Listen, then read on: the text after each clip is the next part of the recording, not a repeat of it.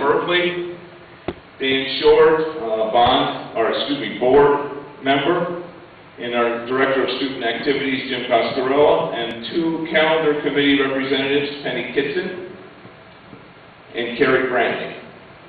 Thank you all for being on our panel tonight. They lead the district and make the decisions that are needed to have the best possible educational environment with the people, funds, and facilities that we have. I'm going to borrow a comment that Leslie made the other day when Ronald Reagan was governor of California. He said, on a good day, anybody can be governor. So, it's probably not a good day. So, we're going to hope that all of our ideas tonight, our conversation, our discussions help these folks make the best possible decision. With that, I'm going to turn it over to Leslie Berkeley, who will lead us off. Thank you, Dave. And mainly thank you to all of you for taking the time tonight to be here, to get the facts, to have an open discussion, and to help us make a very important decision.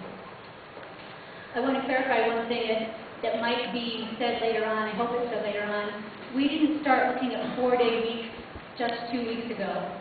We formed a calendar committee over a year ago that started talking and researching this issue because we had community members say, what about a 4-day week in Salida? We've done research, we've waited for the right time.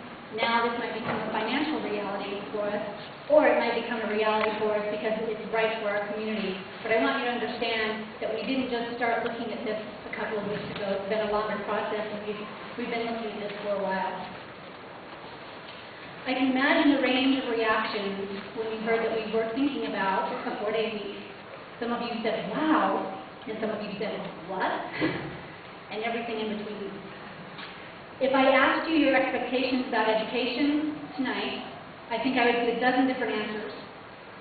There would be agreements, and there would be differences.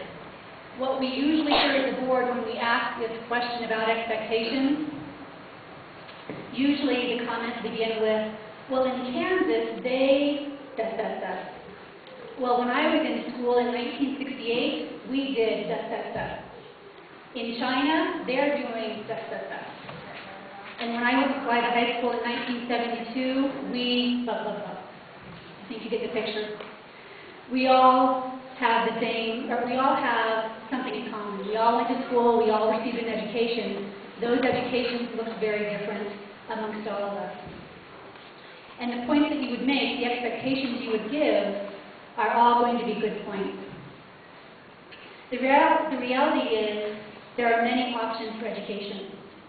But the key question tonight, and any time we get together to have a conversation about education, is what is right for Salida in 2011, in 2015, in 2022.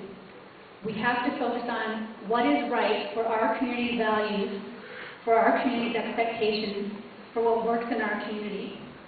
And we can bring in other ideas, but when it comes down to it, we need to decide what's right for us now and what's right for us in the future. It is a different world than when you and I went to school. It requires a different education. A strong foundation in the basics still, but laced with new expectations and new opportunities. As I said, our children's future, their education is very different from what you and I experienced. Consider technology and how rapidly it's changing.